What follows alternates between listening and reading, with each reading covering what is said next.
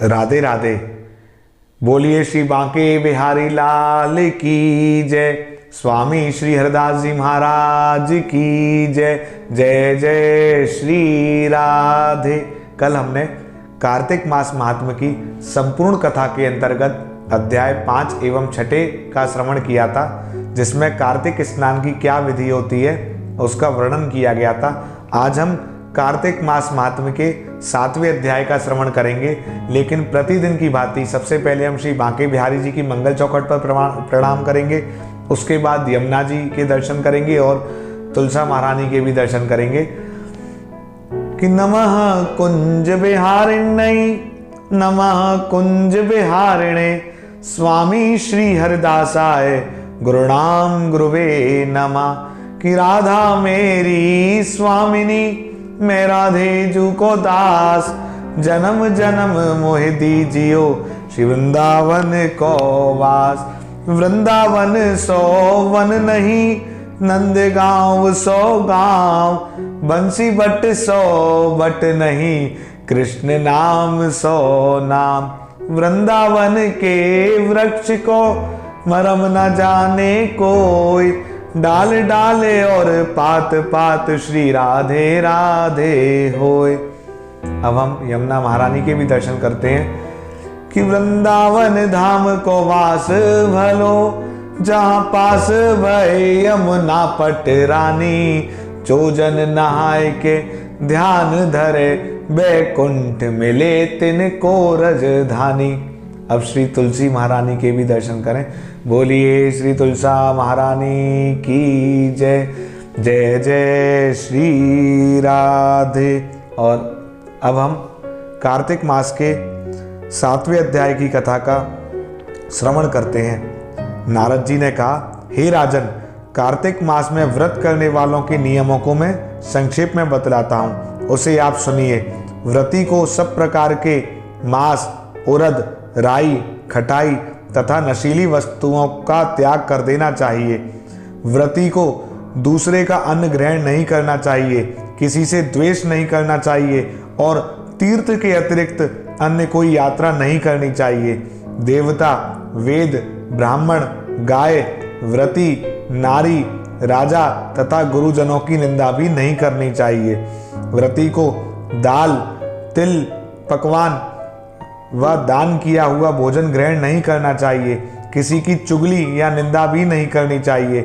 किसी भी जीव का मांस नहीं छूना चाहिए।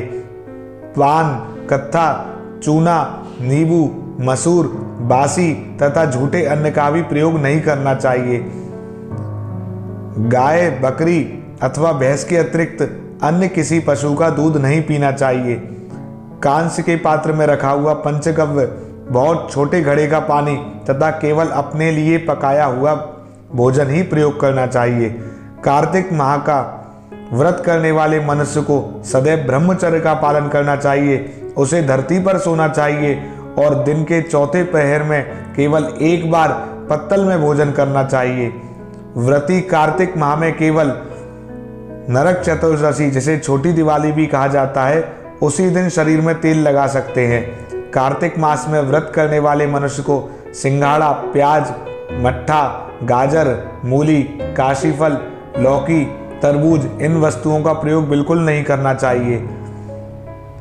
रजस्वला, चांडाल, पापी, म्लेच्छ, पतित, व्रतहीन, ब्राह्मणद्रोही और नास्तिकों से बातचीत नहीं करनी चाहिए। भगवान विष्णु को प्रसन्न करने के लिए अपनी शक्ति के अनुसार चंद्रायण आदि का व्रत करना चाहिए और उपयुक्त नियमों का पालन करना चाहिए। व्रती को प्रतिपदा को कुम्हड़ा, द्वितीय को कटहल, तृतीया को तरुणी, चतुर्थी को मूली, पंचमी को बेल, षष्ठी को तरबूज, सप्तमी को आंवला, अष्टमी को नारियल, नवमी को मूली, दसवीं को लौकी, एकादशी को परवल, द्वादशी को बेर, त्रयोदशी को मट्ठा, चतुर्दशी को गाजर तथा पूर्णिमा को शाक का प्रयोग नहीं करना चाहिए। रविवार को आंवला का प्रयोग नहीं करना चाहिए। कार्तिक मास में व्रत करने वाला मनुष्य यदि इन शाकों में से किसी शाक का सेवन करना चाहे तो पहले ब्राह्मण को देखकर ग्रहण करे। यही विधान माघ मास के व्रत के लिए भी है। देवोत्थान एकादशी से पहले कही गई विधि के अनुसार नृत्य, जागरण, गायन, वादन आदि करना चाहिए। इसको विधि पूर्वक करने वाले मनुष्य को देखकर यमदूत ऐसे भाग जाते हैं जैसे सिंह की गर्जना से हाथी भाग जाते हैं। कार्तिक मास का व्रत सभी व्रतों में श्रेष्ठ है। इसके अतिरिक्त जितने भी व्रत यज्ञ हैं वे हजारों की संख्या में किए जाने पर भी इसकी तुलना नहीं कर सकते, क्योंकि यज्ञ करने वाले मनुष्य को सीधा वैकुंठ की प्राप्ति होती है। जिस प्रकार राजा की रक्षा उसके अंगरक्षक करते हैं, उसी प्रकार कार्तिक मास का व्रत करने वाले की रक्षा भगवान विष्णु की आज्ञा से इंद्र आदि देवता करते हैं। व्रती मनुष्य जहाँ कहीं भी रहता है वहीं पर उसकी पूजा होती है, उसका यश फैलता है। उसके निवास स्थान पर भूत पिशाच आदि कोई भी नहीं रह पाते।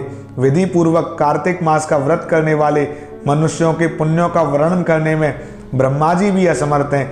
यह व्रत सभी पापों को नष्ट करने वाला, पुत्र पौत्र प्रदान करने वाला और धन धान की वृद्धि करने वाला होता है।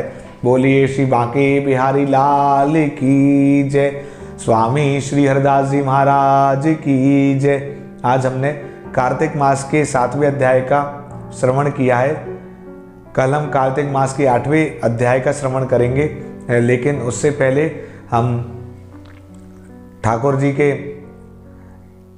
थोड़ा सा कीर्तन कर लेते हैं कि श्यामा प्यारी कुंज विहारी, जय जय श्री हरिदास दुलारी। श्यामा प्यारी कुंज विहारी, जय जय श्री हरिदास दुलारी। श्यामा प्यारी कुंज विहारी, जय जय श्री हरिदास दुलारी। श्यामा प्यारी कुंज विहारी, जय जय श्री हरिदास दुलारी।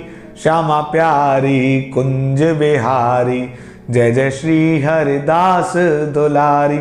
आप सभी भी अपने घर में कार्तिक मास का श्रवण करने के बाद भले ही थोड़ी देर 5 minute, 10 minute, 15 minute Thakur ji का भजन कीर्तन करें, ठाकुर जी के सामने नृत्य करें।